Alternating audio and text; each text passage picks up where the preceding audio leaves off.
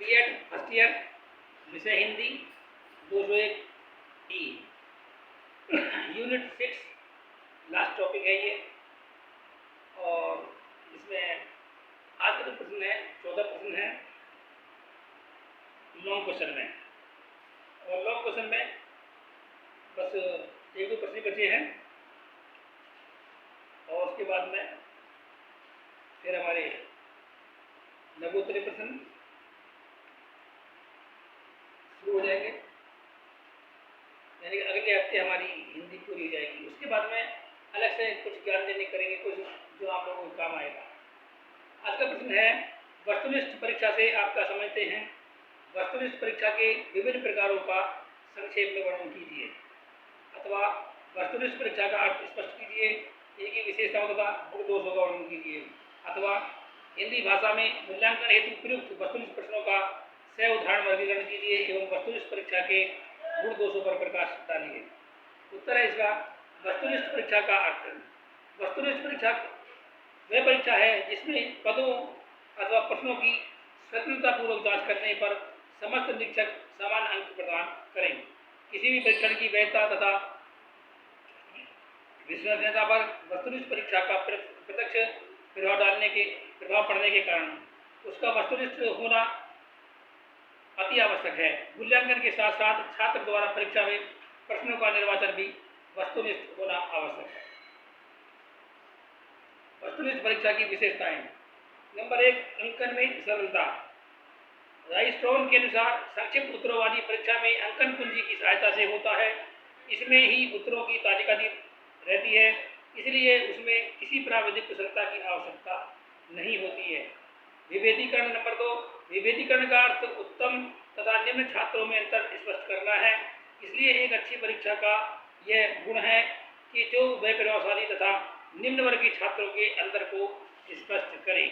Number 3, व्यवहारिक। एक उत्तम परीक्षा का प्रयोग, निर्माण, अंकन तथा प्राप्त प्रदत्तों की व्याख्या करना बहुत ही सुगम होता है। किसी भी परीक्षा की रचना का प्रमुख उद्देश्य छात्रों को अधिकतम उपलब्धियों को जांचना होता है, इसलिए परीक्षा का व्यवहारिक होना अत्यंत आवश्यक होता है। नंबर 4, विश्वसनीयता। रेमस तथा रोज के अनुसार वस्तुनिष्ठ परीक्षा अथवा संक्षिप्त उत्तर वाली परीक्षा के द्वारा समान अंक प्रदान किए जाएंगे, चाहे उसका कोई भी व्यक्ति अंकन क्यों न करे और चाहे उस व्यक्ति के द्वारा विभिन्न अवसरों पर अंकन क्यों न किया जाए।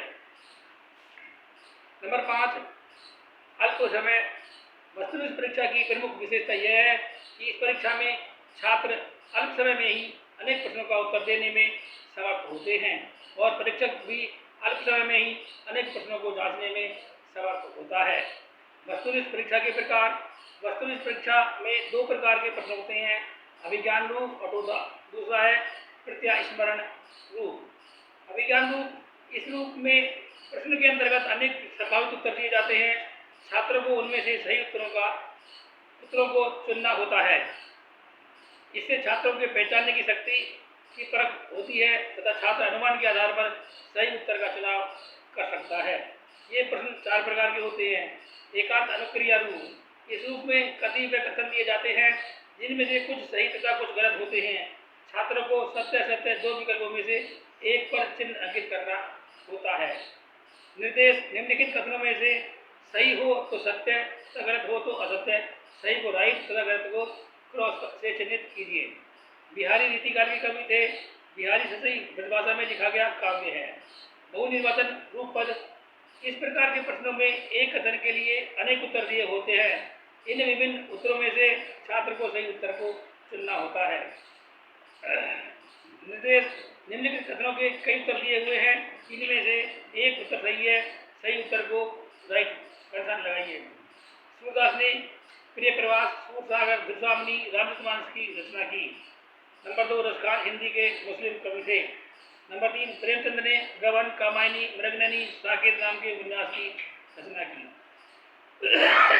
नंबर 3, मिलान रूप पद अथवा क्रमबद्ध रूप पद। इस प्रकार के प्रश्नों में 2 खंड होते हैं। प्रथम खंड में कुछ अधूरे कथन दिए जाते हैं तथा द्वितीय खंड उन प्रश्नों के अपूर्ण अंशों को अव्यवस्थित रूप में प्रकट करता है। छात्रों से इन्हें व्यवस्थित रूप में प्रकट करने के लिए कहा जाता है। निम्नलिखित कथनों में खंड ए के अधूरे कथन खंड बी में दिए गए हैं जो अव्यवस्थित है। इन खंडों में व्यवस्थित कथनों को संयुक्त कर व्यवस्थित रूप में लिखिए। खंड ए में है Tulsidas, number 2 Vrindavan Verma, number 3 Premchand, number 4 सुगतानंद पंत, नंबर 5 जयशंकर दास और नंबर 6 सूरदास। खंड बी में number 1 Sursagar, number 2 Kamayani, number 3 Pallav, number 4 Rangbhoomi, number 5 Ramcharitmanas और नंबर 6 साकेत। वर्गीकरण रूप पद।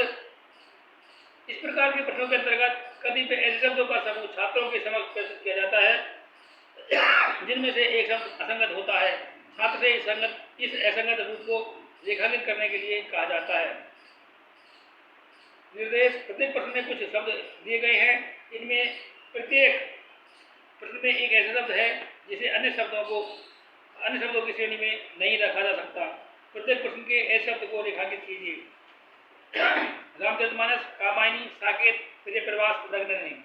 महादेव वर्मा, जयशंकर प्रसाद, सुगतानंद पंत, इंदिरा गांधी, नरसिंह गुप्त। बी प्रत्यास्मरण रूप। इस रूप में प्रश्न पूछे जाते हैं तथा अपूर्ण कथन दिए जाते हैं। छात्र अपनी स्मरण शक्ति के आधार पर इन प्रश्नों के उत्तर देता है। प्रत्यास्मरण रूप दो प्रकार के होते हैं। नंबर 1 सामान्य प्रत्यास्मरण। इस रूप में छात्र विषय से संबंधित सूचनाओं को प्रत्यास्मरण करके उत्तर देता है। प्रश्न में केवल एक ही विशेष उत्तर होता है।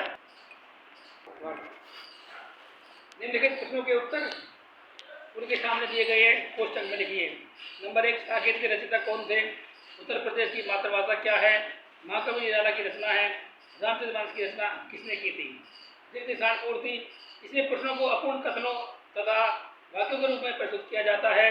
छात्रों को उन रिक्त स्थानों की पूर्ति करनी पड़ती है। निर्देश। इन रिक्त स्थानों की पूर्ति उपयुक्त शब्द द्वारा कीजिए। प्रेमचंद का प्रमुख उपन्यास खालिस्तान नामक है। नंबर 2 गोदान की रचना खालिस्तान ने की थी। नंबर 3 तुलसी का जन्म नामक स्थान पर हुआ। वस्तुनिष्ठ परीक्षा के गुण। छात्रों की विभिन्न मानसिक योग्यताओं की जांच केवल इन परीक्षाओं के द्वारा ही की जा सकती है। नंबर 2 इन परीक्षाओं के द्वारा विस्तृत पाठ्यक्रम की परीक्षा सुगमतापूर्वक ली जा सकती है। नंबर 3 इन परीक्षाओं के प्रश्नों का प्रत्येक शिक्षक सरलतापूर्वक निर्माण कर सकता है। नंबर 4 इन परीक्षाओं के द्वारा विस्तृत छात्रों के लेखन शक्ति के विकास का पूर्ण अवसर प्राप्त होता है। नंबर 5 इन परीक्षाओं में समय, धन तथा श्रम की दृष्टि से कम खर्च होता है। वस्तुनिष्ठ परीक्षा के दोष। इन परीक्षाओं के निर्माण अधिक कठिनाई का सामना करना पड़ता है तथा इनके निर्माण में अधिक समय लगता है। नंबर 2 इन परीक्षाओं के द्वारा केवल तथ्यात्मक ज्ञान पर ही अधिक बल दिया जाता है।